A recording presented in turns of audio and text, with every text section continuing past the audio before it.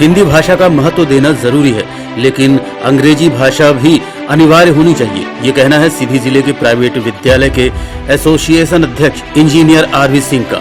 सिद्धि भूमि public school के director RB Singh ने कहा कि भारत में सभी भाषाओं के उपयोगिता की जरूरत है। इस संबंध में हमारे सीधी के संवाददाता जगन्नाथ द्विवेदी ने बात की।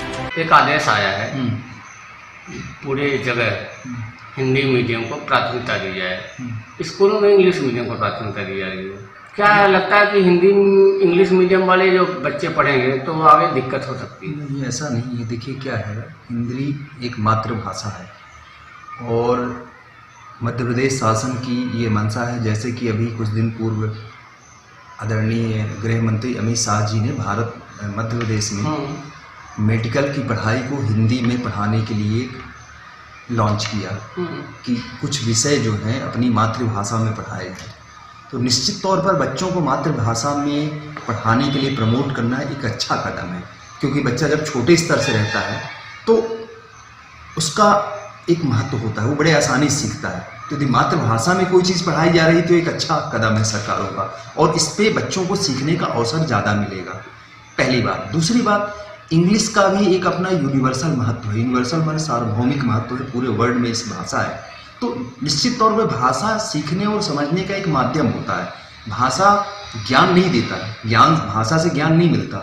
ज्ञान एक बच्चे के अंदर या किसी स्टूडेंट के अंदर, जो बड़ा है या छोटा है कोई भी, उसके अंदर ज्ञान एक अलग विधा है। भाषा उसको ज्ञान को प्रदर्शित करने का एक माध्यम है। तो भाषा का कोई अंतर मायने नहीं रखता। जैसे अभी पर्चियाँ भी डॉक्टरों को आदेशित किया गया हिंदी में पर्ची लिखिए, क्या लगता है कि इंग्लिश का भविष्य खराब होने वाला है? नहीं, ऐसा नहीं है, आदेशित नहीं किया गया। शासन का एक मंशा है कि जितना काम अधिक से अधिक आप मातृभाषा में करें, तो मातृभाषा को बढ़ावा देने के उद्देश्य से ही काम किया है। कोई आदेश ऐसा नहीं निकला है शासन का, उसको बढ़ावा देने के लिए कि जैसे कि आप देखेंगे जापान में भी टेक्नोलॉजिकल पूरे वर्क जो है अपने मातृभाषा में करते हैं। तो मातृभाषा को बढ़ावा देना एक अच्छा कदम है, उसमें कोई बुराई नहीं। प्राइवेट विद्यालयों में इंग्लिश मीडियम की पढ़ाई हो रही है, अब बच्चे अब परेशान हैं, क्या लगता है कि आगे भविष्य उनका लगता है? ऐसा कुछ नहीं है, इंग्लिश मीडियम की पढ़ाई निरंतर जारी रहेगी, हिंदी मीडियम में उसी गति से जारी रहेगी।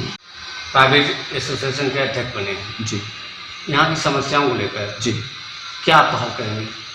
यहाँ की जितनी भी समस्याओं निरंतर हम लोग स्कूल एसोसिएशन की तरफ से उन बातों को रख रहे हैं, और शासन प्रशासन से जो दिक्कतें होती हैं प्राइवेट विद्यालयों को, छात्र छात्राओं को, अभिभावकों को, वो उन बातों को हम लोग निरंतर शासन के समक्ष रखते हैं और उनका निदान कराने का प्रयास करते हैं।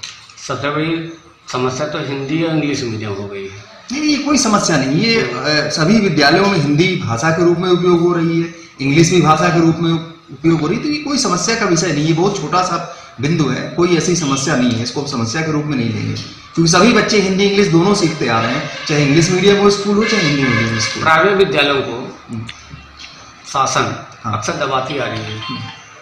कारण यह है कि कहीं 10% फीस बढ़ाएं, उससे ज़्यादा ना बढ़ाएं, कई तरह से विसंगत आती हैं। आप अध्यक्ष बन गए हैं, उसमें क्या पहल करेंगे? निश्चित तौर पे शासन विद्यालयों की तरफ से जो भी आवश्यकताएं महसूस हो रही हैं, उन आवश्यकताओं को हम शासन के प्लेटफॉर्म में हमेशा रखते जाएंगे, निश्चित तौर पे रख रहे हैं और रखते जाएंगे। यदि किसी भी प्राइवेट विद्यालयों को दबाया गया, उनको उनके मंशा के अनुसार कार्य नहीं किया गया, निश्चित तौर पे सबको नियम कानून के अधीन काम करना है।